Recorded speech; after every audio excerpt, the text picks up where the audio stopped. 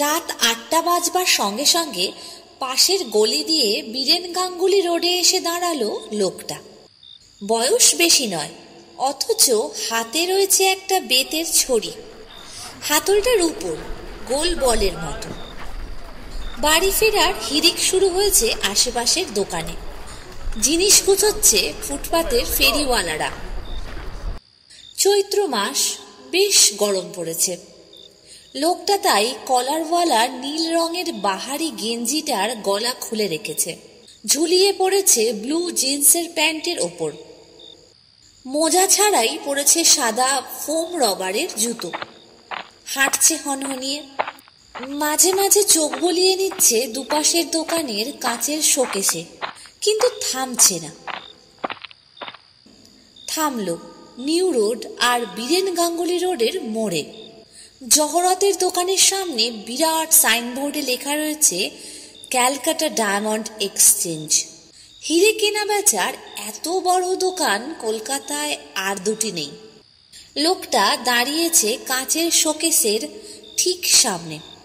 ঝট করে দেখে নিল আশেপাশে, তারপরে হাতের ছড়ির গোল হাতল দিয়ে ধাই করে মারল কাচের শোকেসে। ঝনঝন শব্দে কাঁচ খানখান হচ্ছে। একই সঙ্গে তখন বিপদ সংকেত ঘণ্টাও বেজে উঠেছে। এদিকে ওদিকে লোক দাঁড়িয়ে গেছে, তারা থ। লোকটা কিন্তু হাত গলিয়ে দিয়েছে ভাঙা শোকেসের মধ্যে। পিছন ফিরে পালাতে গিয়েই পেল বাধা। মোড় ঘুরে তেড়ে আসছে ট্রাফিক সার্জেন্ট। কোমরের খাপ থেকে টেনে বার করেছে রিভলভার। চেঁচিয়ে উঠেছে পিছনে এসেই। ঘুরে দাঁড়ালো হিরেচোর। সার্জেন্টের মাথা টিপ করে চালালো ছড়ির হাতল। গরমের জন্য হেলমেট খুলে রেখেছিল সার্জেন্ট। ভারী হাতলটা পড়ল রগের ওপর। চোখের সামনে দেখল আলোর ঝলকানি। চোট লেগেছে ব্রেনে। লুটিয়ে পড়ল ফুটপাতে। দোকানের দরজায় এসে দাঁড়িয়েছে মস্ত চেহারার এক পুরুষ মূর্তি। পরনে সাদা কুর্তা আর পায়জামা। চেঁচাচ্ছে গলার শির তুলে, চোর চোর। হিরে চোর ততক্ষণে পাশের গলিতে ঢুকে পড়েছে। দৌড়চ্ছে পাকা দৌড়বাজের মতো। এখনই উধাও হয়ে যাবে গলিঘুজির মধ্যে। এই গলির মুখেই হতভম্ব হয়ে দাঁড়িয়েছিল একদল লোক। এদের মধ্যে থেকে ছিটকে গেল একটি ছেলে, বয়স খুব জোর 25। গায়ে জিন্সের জ্যাকেট আর প্যান্ট। এর পায়ে যেন ডানা লাগানো আছে। নাগাল ধরে ফেলল হিরে চোরের। দুজনেই গড়িয়ে গেল রাস্তার ওপর। এই সময় ছড়ির হাতল নেমে এসেছিল ছেলেটার মাথা টিপ করে। বজ্র আলিঙ্গন একটু শিথিল হয়েছিল এই কারণেই। সরাত করে পিছলে গিয়ে ফের টেনে দৌড় লাগিয়েছিল হিরেচোর। ততক্ষণে হই হই করে তেড়ে এসেছে আরও অনেকে। সকলের আগে দুজন ট্রাফিক পুলিশ। একটাই কথা বলছিল হিরেচোর, হিরে নেই আমার কাছে। না, হিরে পাওয়া যায়নি তার পকেটে। ভাঙা শোকেসের প্রায় সব হিরেই সে হাতিয়েছিল। 4টে হীরের আংটি আর 2টো ছোট ছোট হিরে ছাড়া। হিরে নিয়েই তো সে দৌড়েছিল অত লোকের সামনে দিয়ে। তবে কি ঝটাপটি করার সময় হিরে চালান করেছে ছেলেটার পকেটে? কে না জানে দোসর নিয়ে ঘোরে ছিনতাইবাজরা। বিপদ দেখলেই চোরাই জিনিসপত্র চালান করে সঙ্গীদের কাছে। কিন্তু ছেলেটাকে সার্চ করেও পাওয়া গেল না হিরে। একই সঙ্গে দুজনকে আনা হয়েছিল থানায়। রূপোর হাতলওয়ালা ছড়ির মধ্যে নেই তো? না, সেখানেও নেই। একেবারেই নিরেট ছড়ি, রূপোর হাতলও নিরেট। তবে কি রাস্তায় ঠিকরে পড়েছে? জনতা কুড়িয়ে নিয়েছে? অসম্ভব। ট্রাফিক পুলিশ দুজন সকলের আগে দৌড়চ্ছিল। রাস্তায় ছড়ানো হিরে লুট শুরু হলে হট্টগোলে তাদের টনক নড়ত। রাস্তাতেও পড়ে নেই হিরে। তন্ন তন্ন করে দেখার পরেও পাওয়া যায়নি। দোকানের দরজায় দাঁড়িয়ে যিনি চোর চোর বলে চেঁচিয়েছিলেন, তিনি জহরতের দোকানের খোদ মালিক। সেই রাতে থানায় তিনিও গিয়েছিলেন। বলেছিলেন, 8টা বাজতেই রোলিং শাটার নামিয়েছি আমি নিজে। তারপরেই শোকেস থেকে হিরেগুলো তুলে ভল্টে রাখবার জন্য যেই ঘুরেছি অমনি ভাঙল কাঁচ। বড়বাবু বলেছিলেন, কত টাকার হিরে গেল? আন্দাজ হিসেবে 1 কোটি টাকার তো হবেই। ঝামেলা হবে হীরের বকলেসটা নিয়ে। হীরের বকলেস? আগে কুকুর পোষার শখ ছিল ময়নাগড়ের মহারাজার। সেরা কুকুরকে হীরের বকলেস পরিয়ে রাখতেন। রাজত্ব গেছে তার ছেলে ঠাটবাট বজায় রাখবার জন্য বকলেসটা এনেছিল বেচবার জন্যে। আমি বলেছিলাম রেখে যান, বিক্রি হলে দাম পাবেন, আমাকে কমিশন দেবেন। ছোকরা তো এখন আমাকে ছাড়বে না, যেভাবেই পারেন হীরে উদ্ধার করে দিন। মাথা চুলকে বড়বাবু বলেছিলেন, কিন্তু অত হীরে গেল কোথায়? নিশ্চয়ই হাওয়ায় মিলিয়ে যায়নি। পরের দিন সকালে ইন্দ্রনাথের বৈঠকখানায় বসে বললেন খোদ মালিক, যার নামের মধ্যেও রয়েছে জহরতের গন্ধ। নাম তার জহর দাস। দিব্যি পেটাই চেহারা, লম্বায় 6 ফুট তো বটেই। গায়ের রং আর ফেস কাটিং সাহেবদের মতো, খালি যা মাথা জোড়া বিশাল টাক। যে বাঙালি ধুতি পাঞ্জাবি পরে ইন্দ্রনাথ তাকে একটু বেশি খাতির করে। জহর দাসের হীরের বোতাম, অর্গান্ডির পাঞ্জাবি আর চুনোট করা কোঁচার দিকে তাকিয়ে তাই বলেছিল, ফাইন, আপনার রুচি আছে। তা আছে অনেক কিছুর। দেখতে যদি চান বাড়ি আসুন, আপনার সেই লেখক বন্ধুকেও নিয়ে আসুন। কিন্তু ভাই, বকলেসটাকে উদ্ধার করে দিন। পুলিশ দিয়ে হবে না। অত হীরে কি ভ্যানিশড হয়ে গেল? হোপলেস। সামান্য এই রহস্যের সমাধান করতে পারছেন না? তাই দৌড়ে এলাম, প্লিজ হেল্প। হীরে চুরির কাহিনী শুনে ইন্দ্রনাথ নিজেও মাথায় হাত দিয়ে বসে পড়েছিল। কিন্তু জহর দাসকে তো আর তা বলা যায় না। তাই বলেছিল, ভাবতে সময় দিন। তাহলে চলুন, আমার বাড়িতে চলুন, মাথা সাফ হয়ে যাবে। ইন্দ্রনাথ আমাকে বালিগঞ্জ থেকে তুলে নিয়ে গিয়েছিল জহর দাসের পেল্লাই গাড়িতে। তিনি থাকেন আহিরিটোলার এক বিরাট বাড়িতে, রাজবাড়ি বললেই চলে। বৈঠকখানায় বসে আগে নিজের কাহিনী ফলাও করে বললেন জহর দাস। হীরে কেনাবেচা সূত্রে পৃথিবী ভ্রমণ তার কাছে টালা থেকে টালিগঞ্জ যাওয়ার ব্যাপার হয়ে দাঁড়িয়েছে। এই তো সেদিন ঘুরে এলেন সাউথ আমেরিকা। ভেনেজুয়েলার এক কিউরেটরের কাছ থেকে কিনলেন একটা রক্তমুখী নীলা। রক্তমুখী নীলা? মুখ ফসকে বলে ফেলেছিলাম আমি, সে তো সর্বনেশে নীলা। আগে তাকে হাত বুলোতে বুলোতে অবজ্ঞার সুরে বললেন জহর দাস, খুবই সর্বনেশে। যা শুনে কিনলাম তা যদি সত্যি হয় তাহলে সাংঘাতিক সর্বনেশে। কি শুনে কিনলেন? আজটেকদের নাম নিশ্চয়ই শুনেছেন। শুনবো না কেন? আহত কণ্ঠে বলেছিলাম, স্প্যানিয়ার্ডদের হামলার আগে মেক্সিকোয় যারা সবচেয়ে প্রবল জাত ছিল। রাগ করলেন? না, করিনি। তাহলে শুনুন, আজটেকদের বিশ্বাস ছিল সূর্য নাকি রোজ রাতে মরে যায়। নররক্ত না পেলে পরের দিন সকালে ওঠে না। তাই বছরে 15,000 নরবলি দিত রক্তলোলুপ সূর্য দেবতাকে ঠান্ডা রাখার জন্য। বেশিরভাগ যুদ্ধবন্দী। আমি এই মন্দিরগুলোর কি নাম দিয়েছি জানেন? রক্ত মন্দির। কি বুঝলেন? রক্ত মন্দিরে রোজ নরবলি হতো। রাইট। একটা মন্দিরে সূর্য দেবতার রক্তের তেষ্টা ছিল নাকি সবচেয়ে বেশি। যতক্ষণ না তেষ্টা মিটত ততক্ষণ জলজল করতো না একটা রক্তমুখী নীলা। তেষ্টা মিটলেই দপদপ করে দুবার ভেতরে জ্বলে উঠত লাল রশ্মি। তেষ্টা পাওয়ার আগে জ্বলতো একবার। অদ্ভুত গল্প। কেউ দেখেছে? হাহা, আমিও দেখিনি। তবে কিউরেটর যখন বলল সেই মন্দিরের রক্তলোভী নীলা তার দখলে এসেছে, তখন কিনেই ফেললাম। সঙ্গে নিয়ে এলেন? কাস্টমস কিছু বলল না? ভেতরের রাগ কথার মধ্যে গোপন রাখতে পারিনি। ভদ্রলোক ভয়ানক সব জানতা।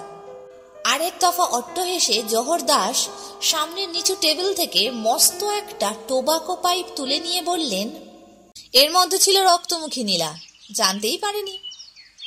পাইপ ভক্ত ইন্দ্রনাথ হাত বাড়িয়ে বলল, দিন তো দেখি, কোথায় লুকিয়ে রেখেছিলেন? এই তো এইখানে। বলেই পাইপে যে ফোকরে তামাক ঠাসা হয় সেটা পেঁচিয়ে খুলে ফেললেন জহর দাস। খুলে এলো কিন্তু আধখানা। বাকি আধখানা রয়েছে ছোট্ট একটা গর্ত, 1/2 ইঞ্চির মতো ব্যাস। বললেন মুচকি হেসে, দামি পাথর আনতেই হয়, কি আর করি বলুন। রক্তমুখী নীলা এসেছিল এর ভেতরে। এখন তিনি কোথায়? রক্তমুখী নীলা দেখতে স্বাদ হচ্ছে। চলুন, আমার রুচির কথা বলছিলাম না, এইটাই সেই রুচি, চলুন। দেখেছিলাম আশ্চর্য মৎস্যাধার, মোটা কাঁচের বিশাল চৌবাচ্চা, তার মধ্যে খেলে বেড়াচ্ছে বড় বড় রঙিন মাছ। তাদের অনেকের চোখের পাতা উঠছে আর নামছে, চোখ জ্বলছে ওপর থেকে ফোকাস করা সারি সারি আলোয়। কি বুঝলেন? জহরদাসের এই এক সবজান্তা উক্তি, হাড় জ্বলে যায়। চুপ করে রইলাম। ইন্দ্রনাথ কিন্তু তন্ময় হয়ে তাকিয়েছিল। বলল, কলের মাছ আনিয়েছেন জাপান থেকে? এই না হলে স্যার ইন্দ্রনাথ? চোখ নাচালেন জহরদাস, নিজেও যেন একটু নেচে নিলেন। ধরলেন কি করে? মাছের কি চোখ পিটপিট করে? করে না। রিমোট কন্ট্রোলার নিশ্চয়ই আপনার পকেটেই আছে। হাতটা কাইন্ডলি বের করবেন। ঠিক ধরেছেন, লেখক বন্ধু কিন্তু ধরতে পারেননি। বলতে বলতে পাঞ্জাবির পকেট থেকে হাত বের করে রিমোট কন্ট্রোলারটা দেখালেন জহরদাস। সাবাস! ইন্দ্রনাথের কথা যেন এখন নেচে নেচে ছুটছে। এবারের ধাঁধা, জ্যান্ত মাছের ভিড়ে কলের মাছ কেন? আপনার 1 নম্বর পরীক্ষায় যখন পাশ করেছি, 2 নম্বর পরীক্ষার রেজাল্টও বলে দিচ্ছি। কলের মাছেদের চোখে মণি বসিয়ে রেখেছেন, কিন্তু কেন? সরেস ব্রেন আপনার, ঠিক জায়গায় ঘা মেরেছেন। খুব দামি রত্ন খুব বেশি লুকিয়ে রাখতে নেই, রাখতে হয় চোখের সামনে। তাই আনিয়েছি কলের মাছ, রক্ত নীলাকার চোখে। আয় আয় আয় বলতে বলতে রিমোট টিপে গেলেন জহরদাস।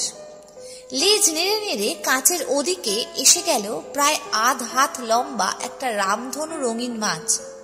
ওর একটা চোখে পিঠ পোকরাজ আর একটা চোখে রক্তমুখী নীলা। লেজের ঝাপটা মেরে দূরে ছিটকে গেল কলের মাছ। আমার দিকে তাকিয়ে বিচ্ছিরি হাসলেন জহরত ব্যবসায়ী। লেখক বন্ধুকে আমার আর একটা রুচির কথা বলে রাখি, শুনেছেন? হ্যাঁ শুনছি। বলতেই হলো আমাকে। আমিও লেখক। তাই নাকি? তবে আপনার মতো লেখা ছাপিয়ে বেড়াই না, জমিয়ে রাখছি। সেরা লেখাটা যে ছাই এখনো লেখা হলো না। কোথায় বসে লিখবো জানেন? জেলখানায়। জেলখানায় বসে লিখবেন? আগে ডন কুইকসোট লেখা হয়েছিল জেলখানায়। স্যার ওয়াটার রলে, ভলতেয়ার, ও হেনরি, বার্ট্রান্ড রাসেল এরা সকলেই ভালো ভালো লেখাগুলো কোথায় বসে লিখেছিলেন? জেলখানায়। হিটলার তার আত্মজীবনী আমার সংগ্রাম এর প্রথম পর্ব কোথায় বসে ডিকটেট করেছিলেন? জেলখানায়। জওহরলাল নেহেরু উত্তম গ্রন্থ রচনা করেছেন জেলখানায়। আমিও চাই আমার সেরা লেখা জেলখানায় বসে লিখতে। সারা মুখে উপহাসের হাসি ছড়িয়ে কথা শেষ করলেন জহরদাস। এখনো তিনি হাত বুলোচ্ছেন রিমোট কন্ট্রোলারে। বাইরে গম্ভীর গলায় ডেকে উঠল একটা কুকুর। 1 বার, 2 বার, 3 বার, তারপর সব চুপ। চৌবাচ্চার দিক থেকে এতক্ষণ চোখ সরায়নি ইন্দ্রনাথ। এখন আচমকা বলল, সত্যিই জেলখানায় যেতে চান? সত্যি? মাথায় ব্যামো আছে ভাবছেন? তা একটু আছে, নইলে নিজের হিরে এইভাবে কেউ লোপাট করে? চোখ নাচালেন জহরদাস। তাই নাকি? কিভাবে করলাম স্যার ইন্দ্রনাথ? রেলিং শাটার নামানোর ঠিক আগে হীরের বকলেস সমেত আরও হিরে নিজেই সরিয়ে নিয়েছিলেন। বটে বটে। রেলিং শাটার যখন নামানো হয়েছে তখন শোকেসের বেশিরভাগ হিরেই ছিল আপনার পকেটে। হিরে চোর শুধু কাঁচ ভেঙেছে, হাত গলিয়েছে, তারপর ছুটেছে। সে আপনার লোক, তাকে হিরে নিতে কেউ দেখেনি, আপনিই নাকি দেখেছেন। জহরদাস, চোর আপনি নিজে। হীরের বকলেসের মালিককে বোকা বানাতে চেয়েছেন, তাই নিজের হিরেও কিছু সরিয়েছেন, হয়তো রেখেছেন কলের মাছেদের চোখের সকেটে। জেলখানায় যাওয়ার স্বাদ কি আছে এখনো? সে কি হাসি জহরদাসের! কখনো না। সেরা লেখা মাথায় থাকুক, ওটা একটা সূত্র। দেখছিলাম আপনার মগজ কতটা ধারালো। ইয়েস স্যার ইন্দ্রনাথ, সমস্ত হিরে রয়েছে কলের মাছেদের চোখে, আপনার চোখের সামনেই। রক্তমুখী নীলা দেখাতে ডেকে এনেছিলাম তো একই মতলবে, আমার সঙ্গে চোর পুলিশ খেলবার জন্য। ফলে জানলাম কুকর্মে ঝোঁক রয়েছে আপনার।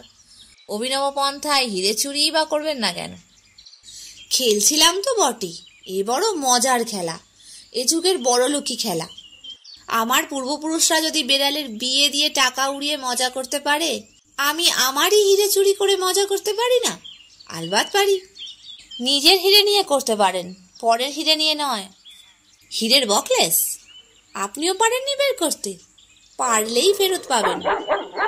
কুকুর ডাকছে কোথায়?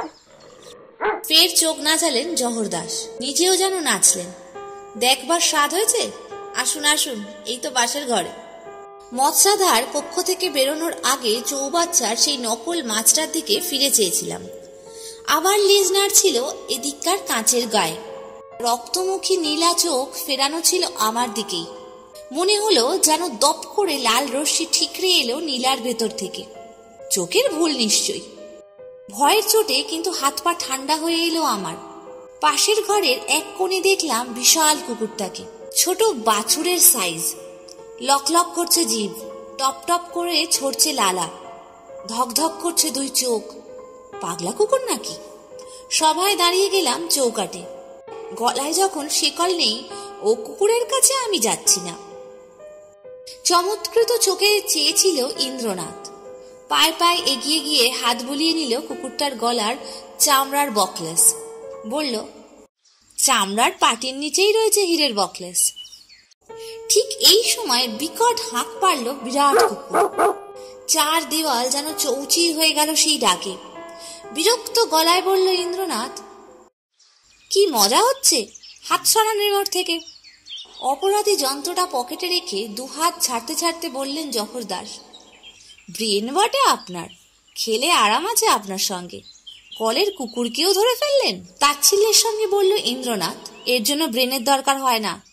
চোর মহারাজ, কলের ডাইনোসর যখন তৈরি হচ্ছে, কুকুর কেন হবে না? হা হা হা হা, খুব রগুড়ে লোক মশাই আপনি। Yes sir Indranath. বাকি রগর দেখাবেন জেলখানায়, সেরা লেখাটিও লিখবেন। পাগল, পুলিশকে জানিয়ে দেবেন সব হিরে পাওয়া গেছে। কিভাবে? সে একটা গল্প এই লেখক বন্ধু লিখে দেবেন কোন। আংটিগুলো এই তো আমার ট্যাঁকে। আবার আসবেন, আরো বুদ্ধির খেলা আমি জানি। শক্ত গলায় ইন্দ্রনাথ বলল, জহর দাস, রক্তমুখী নীলা বিদায় করুন। কেন স্যার ইন্দ্রনাথ? অভিশপ্ত পাথর আপনার মাথা খারাপ করে দিয়েছে। জহর দাস দাঁত খিঁচলেন এবং পকেটে হাত পুরলেন। কুকুরটা ডেকে উঠল এবং খচখচ করে তেড়ে এলো, দুই চোখ দিয়ে ঠিকরে এলো লেজার স্পার্ক। আমরা পালিয়ে এলাম।